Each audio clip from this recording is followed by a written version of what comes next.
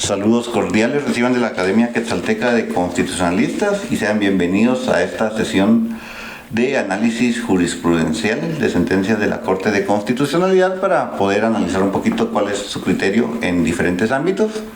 El día de hoy vamos a hablar sobre el debido proceso y para ello nos acompañan dos miembros de la Academia Quetzalteca de Constitucionalistas,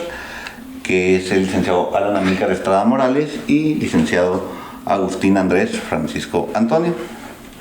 Ambos son docentes universitarios y expertos en Derecho Constitucional.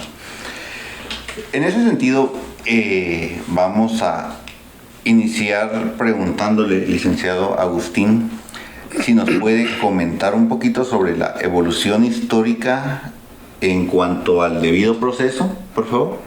Gracias, licenciado Miguel Hernández. Pues para mí es un gusto poder estar en esta sesión a efecto de dar a conocer lo que es el debido proceso en cuanto al análisis constitucional que corresponde y también algunos aspectos del derecho comparado. En este caso, al hablar del debido proceso, pues tiene una secuencia lógica en cuanto a su evolución histórica. Se habla desde la Carta Magna de Inglaterra, que esta fue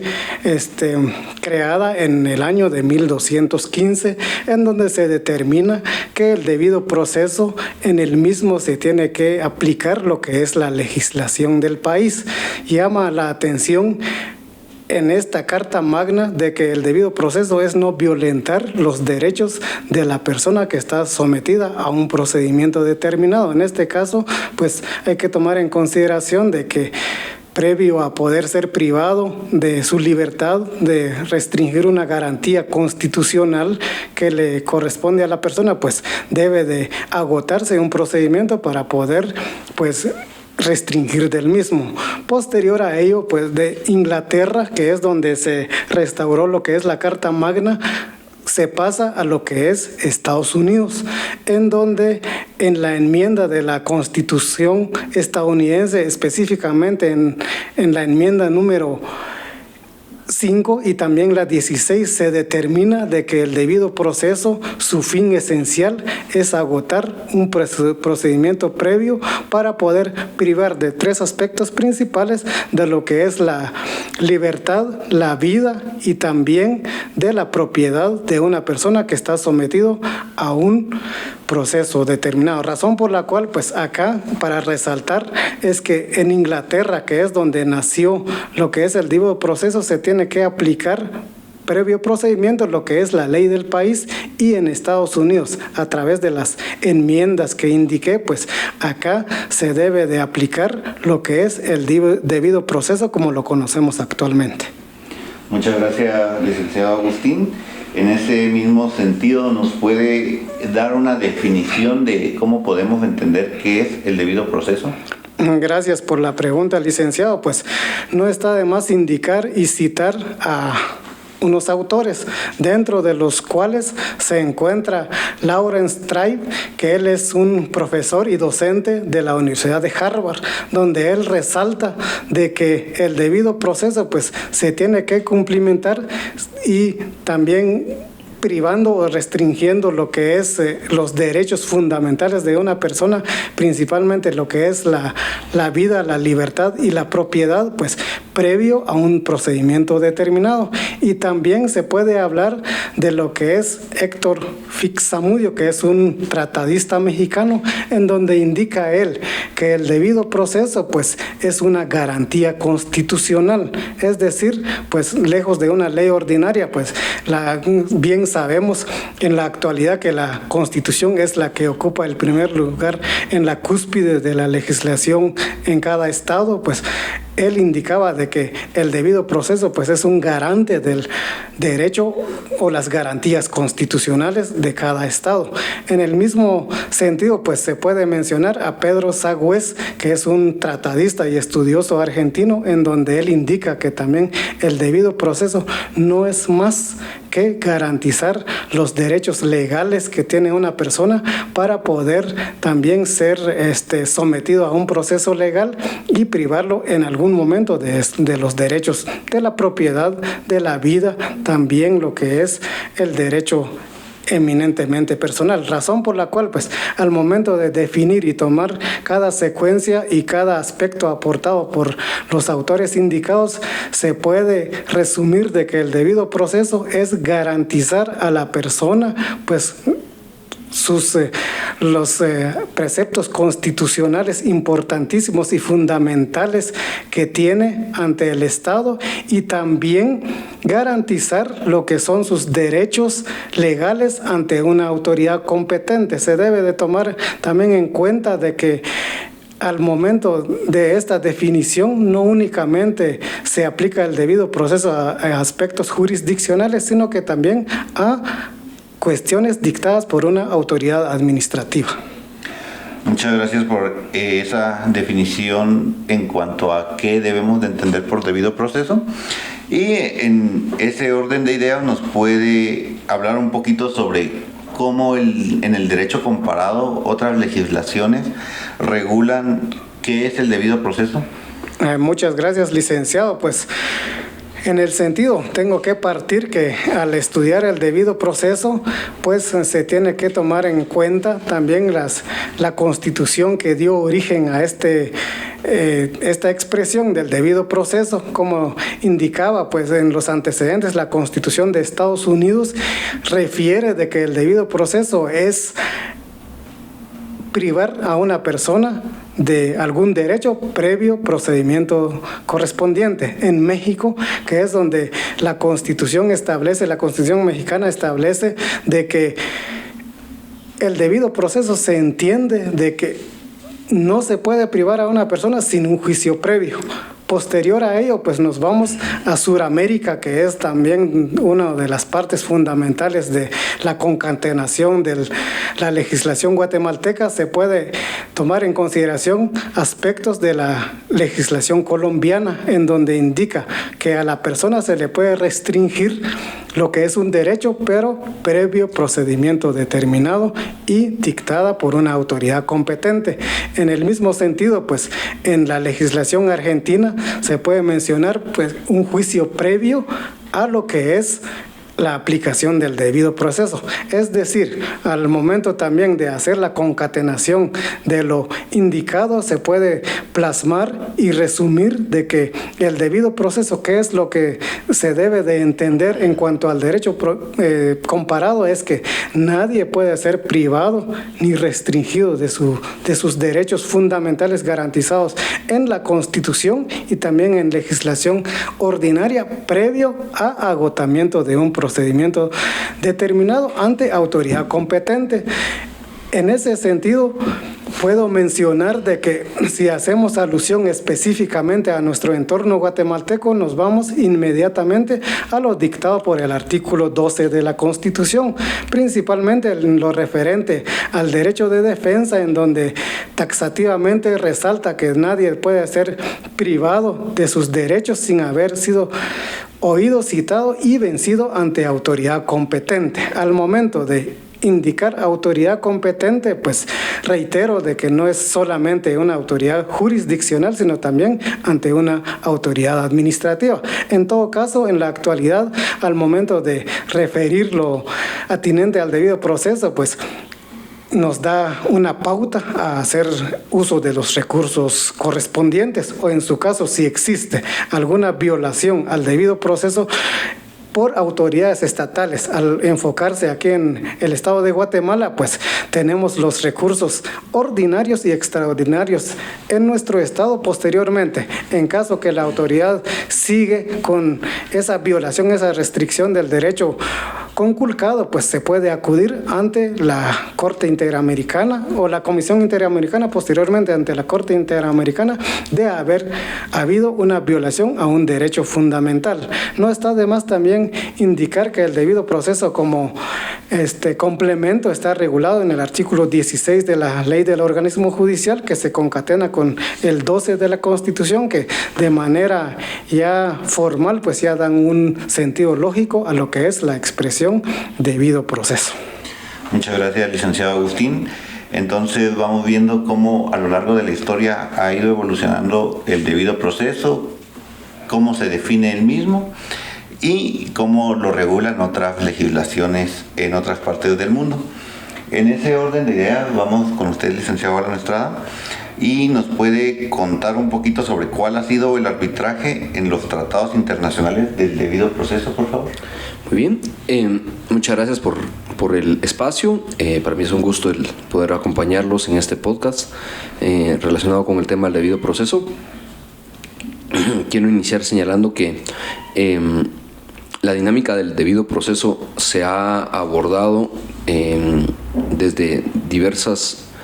momentos históricos a nivel internacional. La Declaración Universal de Derechos Humanos de 1948 ya establecía la importancia y relevancia de que toda persona pueda ser juzgada bajo un juicio legalmente establecido. Posteriormente, la Declaración Americana de Derechos y Deberes del Hombre también regula esta disposición de una forma muy similar en cuanto a la importancia como un derecho humano de que toda persona pueda ser juzgada bajo un procedimiento establecido por la ley. Recientemente, la Convención Americana sobre Derechos Humanos, que quisiera resaltar, es el tratado que aborda de una forma más amplia lo relativo al debido proceso. Regula varios aspectos sobre esta temática en cuanto al tema de las garantías judiciales que se encuentran establecidas en el artículo 8 de la Convención Americana sobre Derechos Humanos, y que este tratado es el que ha desarrollado y ha abordado de mejor forma el contenido del debido proceso. Quisiera resaltar que en el caso de este artículo 8, sus divisiones nos presentan todas las garantías judiciales que debe dársele a una persona que está siendo vulnerada o está reclamando sus derechos frente a una autoridad competente. Para ello, pues la Corte Interamericana de Derechos Humanos en diversos fallos ha hecho uso de este artículo 8. De hecho, es uno de los artículos más utilizados en las sentencias de la Corte Interamericana de Derechos Humanos, haciendo mención sobre la relevancia que tiene internamente para todo Estado el tratamiento del debido proceso por parte de los jueces y por parte de autoridades administrativas del Estado. Tomando en consideración esto, el Sistema Interamericano de Derechos Humanos tiene su base en cuanto al debido proceso en cuanto al artículo 8, que es, como debo de señalar, una de las partes importantes en cuanto al abordaje que tenemos hoy día del debido proceso. Y por ahí también el artículo 25 de la Convención Americana sobre Derechos Humanos es otro que sirve para respaldar el trámite específicamente desde la vía recursiva, que también hace implícito el tema del debido proceso. Muchas gracias, licenciado Alan. En ese sentido, ¿nos puede contar cuál ha sido el arbitraje del debido proceso por parte de la Corte Interamericana de Derechos Humanos? Bueno, en aplicación del artículo 8 que acabo de hacer mención, hay que señalar que han sido diversos los casos donde la Corte Interamericana de Derechos Humanos ha hecho acotación a la temática del debido proceso en función de los temas que el artículo 8 aborda. Quisiera empezar señalando que uno de los puntos neurálgicos del artículo 8 es la tutela judicial efectiva, que es uno de los aspectos más importantes que la Corte ha resaltado en cuanto al tema del debido proceso, haciendo ver que es relevante que un juez tenga las competencias de juez natural para poder juzgar y llevar a cabo un procedimiento de una forma adecuada, de forma legal y principalmente tomando en consideración el tema del debido proceso.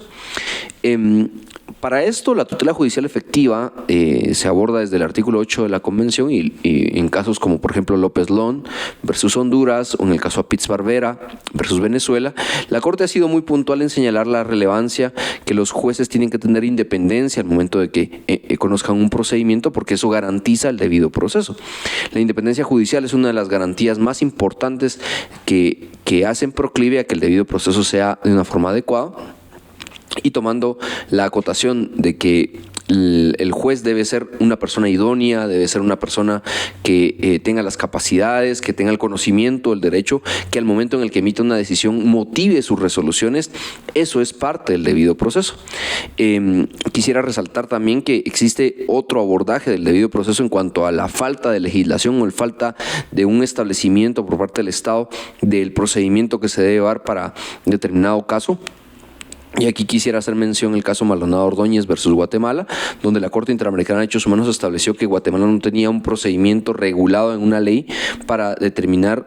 las destituciones de funcionarios dentro de la Procuraduría de Derechos, del Procurador de los Derechos Humanos, y esta institución pues tuvo necesidad a partir de esa sentencia de crear una normativa para regular el procedimiento ante un vacío de esa existencia de normativa. Quisiera resaltar que esto también va de la mano con el principio de legalidad, porque se establece que el procedimiento que debe llevar toda causa debe estar regulado en una norma preestablecida, y esa es otra de las consideraciones importantes del debido proceso. Y por último, el tema que me gustaría resaltar en cuanto al tema del derecho de defensa, del acceso a la justicia como parte del debido proceso, que es también otra de las garantías que la Corte Interamericana de Derechos Humanos ha hecho ver en alocución tanto del artículo 8 como del artículo 25, que todo ser humano tiene derecho a hacer reclamos frente a entidades estatales con la finalidad de que éstas puedan resolver o dilucidar el tema de un derecho que se esté reclamando. Y bajo esa perspectiva, el acceso a la justicia es una de las garantías más importantes que se ven respaldadas en la dinámica del debido proceso para poder acceder no solo a recursos, sino a denuncias, a demandas, ser escuchada, que es parte de lo que dice el artículo 12 que ya nos citaba el licenciado Agustín. Pero quisiera mencionar que desde la perspectiva del artículo 8 de la Convención Americana sobre Derechos Humanos, el debido proceso va implícito en varios casos, como por ejemplo el caso Mohamed versus Argentina, y quisiera citar un fallo del Tribunal Europeo, el caso Campbell versus United Kingdom, en donde el Tribunal Europeo resaltó la importancia de que los jueces conozcan los procedimientos, que sepan las leyes, que sepan los pasos que se deben seguir para poder llevar a cabo reglas claras frente a las dos partes.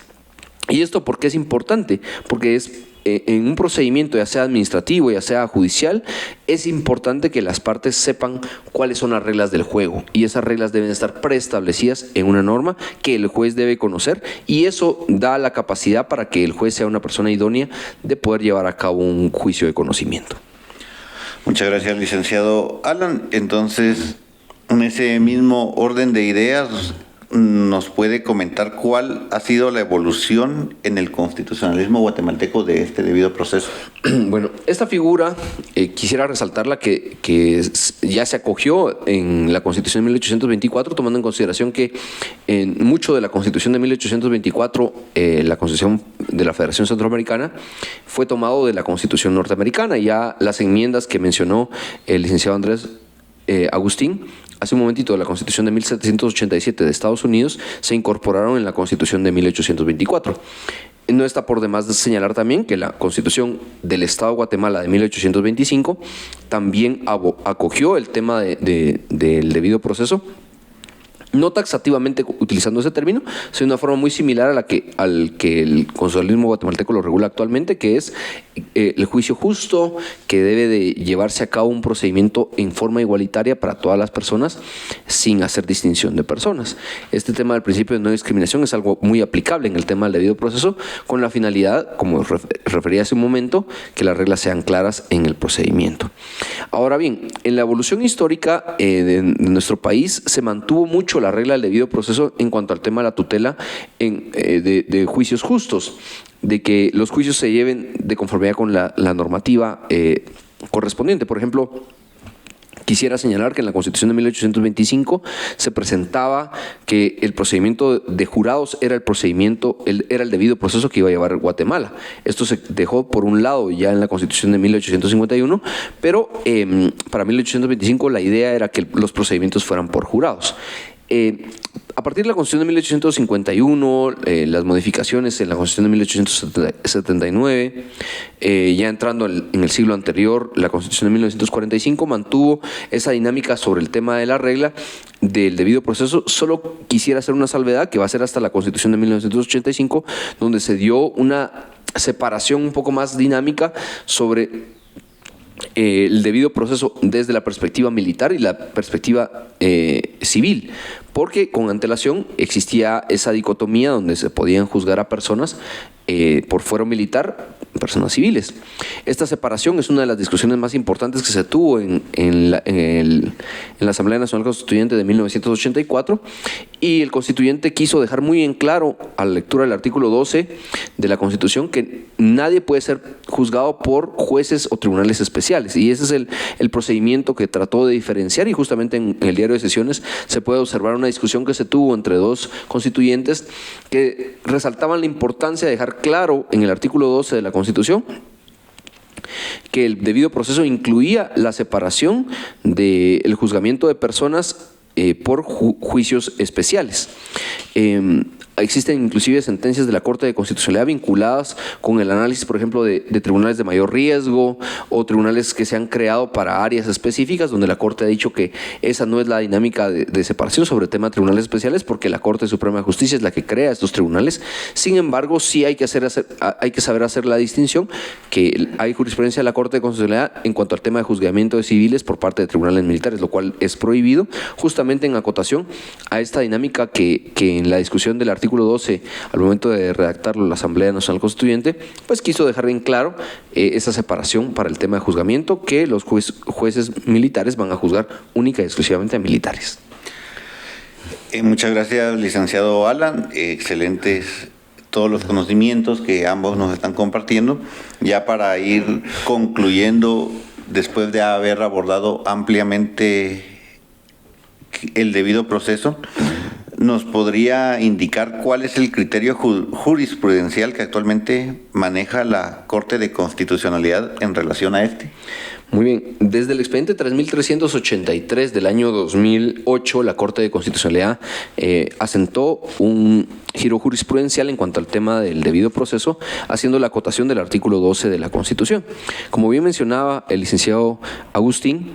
el artículo 12 de la Constitución expresamente no señala el tema del debido proceso. Sin embargo, ahí se establecieron las bases del contenido del debido proceso que ya él nos ha definido. En esta sentencia del año 2008, la Corte de Constitucionalidad hace una inclusión del derecho administrativo, porque se trata de un caso donde la Superintendencia de Administración Tributaria está discutiendo con un contribuyente el tema del cobro de impuestos dejados de pagar. La Corte de Constitucionalidad conoce en vía de amparo este caso y hace ver que el artículo 12 de la Constitución es aplicable a ámbito fuera de lo penal. Mucho se discutió dentro del tema de ese amparo el hecho de que el artículo 12 fuera exclusivamente para materia penal. ¿Por qué? Porque sabemos que en materia penal hay una discusión más seria o un poco más fuerte en cuanto a la desprotección de una persona frente al Estado por el poder punitivo, el jus puniendi que se ejerce por parte del Estado en el derecho penal. Pero la Corte de Constitucionalidad hizo una acotación muy importante al señalar que el artículo 12 señala una serie de aspectos que debe de cumplirse no solo en materia penal, sino también en materia administrativa y en este caso en materia tributaria, para poder llevar a cabo el Estado cualquier acción en contra de un contribuyente, por ejemplo en el caso de la materia tributaria. Este artículo 12 incluye el tema de que una persona sea oída, citada y vencida dentro de un procedimiento para poder ser sancionada y posteriormente pues exigírsele determinado pago. El amparo gira en cuanto a una apertura del artículo 12 de la Constitución, que vuelvo a señalar, en este giro jurisprudencial la Corte asentó a partir de ese momento un criterio que se ha sostenido hasta el día de hoy, que en todo ámbito donde el Estado esté reclamando o esté haciendo una gestión donde existan derechos humanos de por medio de un contribuyente, de una persona, de un ciudadano, en el área que sea administrativa o judicial, debe de cumplirse todo lo que establece el artículo 12 de la Constitución, que es el que regula el tema del debido proceso.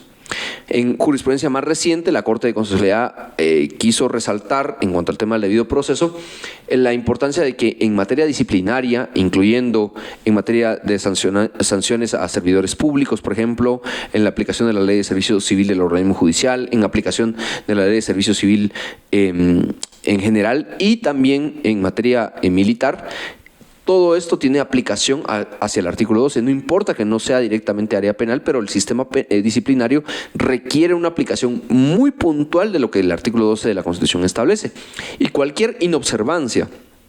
a lo que este artículo establezca, pues obviamente va a recaer en una vulneración de un derecho fundamental como es el derecho de defensa y como consecuencia el debido proceso. Es relevante señalar en cuanto a este criterio jurisprudencial de una sentencia emitida por la Corte Constitucional dentro del expediente conocido con el número 2541 del año 2019,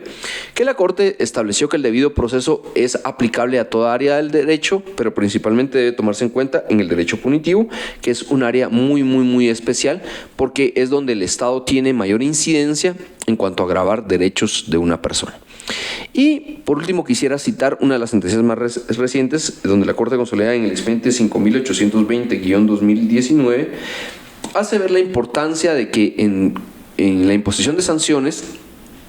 principalmente en el tema municipal o en el caso de empresas que brindan servicios, debe tomarse en cuenta el debido proceso. En este expediente puntualmente se reclama el hecho de que una empresa de aguas le cortó el agua a una persona porque no había hecho una lectura adecuada y era exorbitante lo que tenía que pagar y no lo fue a pagar el contribuyente, presentó una solicitud y esa solicitud estaba en trámite y a pesar de eso se le cortó el servicio de agua. Aquí la Corte de Constitucionalidad sentó un criterio muy interesante porque establece que no se le pueden limitar derechos humanos a una persona cuando exista una falencia en cuanto al debido proceso y específicamente en cuanto a su derecho de defensa, porque él presentó la solicitud, presentó un reclamo, no se emitió la resolución correspondiente dentro del plazo que la Constitución establece. Sin embargo, sí se llevó a cabo una acción sancionatoria al cortársele el agua y entonces la Corte Constitucional reiteró el hecho de que no se puede violentar el debido proceso aun cuando exista una sanción administrativa, porque estamos hablando de que la persona debe ser citada, oída y vencida para que sus derechos puedan ser limitados. Entonces, aquí en esta sentencia, creo que es una sentencia muy interesante porque hace ver la importancia de que en cualquier área del derecho debe respetarse el tema del debido proceso. Excelente, muchas gracias, maestro Alan. Vamos a ir finalizando la sesión del día de hoy, no sin antes escuchar un comentario del licenciado Agustín en cuanto al debido proceso. Gracias por la oportunidad, pues para mí es un privilegio estar siempre compartiendo temas, ideas respecto a estos puntos importantísimos también en lo que es el ámbito legal, jurídico y también constitucional. No está de más manifestar que el debido proceso es uno de los parámetros, derechos que tiene toda persona. Como se ha mencionado en el transcurso de la actividad, pues tanto en el ámbito jurisdiccional como administrativa, debiendo tomar siempre en cuenta para nuestro caso guatemalteco lo que es la situación del artículo 12 como un punto toral y un fundamento así constitucional. De la misma manera, pues también referir de que al momento de aplicar este debido proceso que la Constitución nos regula como derecho de defensa, pero también debemos de considerar lo que establece el artículo 221 y 239 de la Constitución, que tenemos establecido lo que es el principio de legalidad y principio de juridicidad. Cuando se está hablando de estos dos aspectos presupuestos, también llevan inmiscuidos de lo que es el debido proceso. ¿Por qué? Porque nos refiere específicamente en el ámbito administrativo. Entonces, para mí, pues es uno de los apartados importantísimos, toda vez de que si se obvia algún apartado del debido proceso en diferentes legislaciones, pues prácticamente se conculca un derecho fundamental de la persona por la autoridad correspondiente y el Estado incurriría no solamente en una responsabilidad nacional, sino que internacional en materia de derechos humanos que regula lo que es la Convención Americana de Derechos Humanos. Gracias por la oportunidad y pues siempre a las órdenes. Muchas gracias, licenciado Agustín. Vamos a ir ahora sí finalizando con un comentario. Licenciado Alan, por favor. Muchas gracias. Sí, para cerrar me gustaría resaltar que los 3 fallos que mencioné dentro del podcast asentaron doctrina legal para la Corte Constitucional en cuanto al tratamiento del debido proceso y que es específicamente el artículo 12 de la Constitución el que regula lo relativo a este principio. Quisiera hacer mención que en el caso Mirna Mac versus Guatemala, la Corte Interamericana de Derechos Humanos desnudó un poquito el letargo que hay muchas veces en los sistemas de justicia en cuanto al plazo razonable, que es otro de los aspectos que incluye la tutela judicial efectiva y el debido proceso. En este caso, justamente se contrae un poquito la definición que nos brindaba el licenciado Andrés Agustín sobre el debido proceso, señalando que las reglas deben estar claras y deben ser cumplidas principalmente por los jueces, pero las partes también están obligadas a saber cuáles son esas reglas de juego. Justamente es una de las cualidades que debe tener un buen abogado, el tener la capacidad para manejar el tema del debido proceso. Pero además también la misma ley del organismo judicial nos llama a todos los guatemaltecos a conocer las leyes y saber la relevancia de los pasos que se deben de seguir dentro de un proceso para que sepamos cuáles son las reglas del juego en cualquier procedimiento, ya sea a nivel administrativo o ya sea a nivel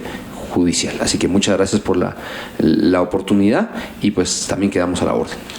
Muchas gracias, licenciado Alan. De esta manera vamos a dar por finalizado este podcast sobre el análisis jurisprudencial de sentencias de la Corte de Constitucionalidad para poder tener claros cuáles son sus criterios sobre algunos aspectos, derechos o principios que son relevantes en el quehacer jurídico y en cuanto a la tutela de los derechos fundamentales de las personas.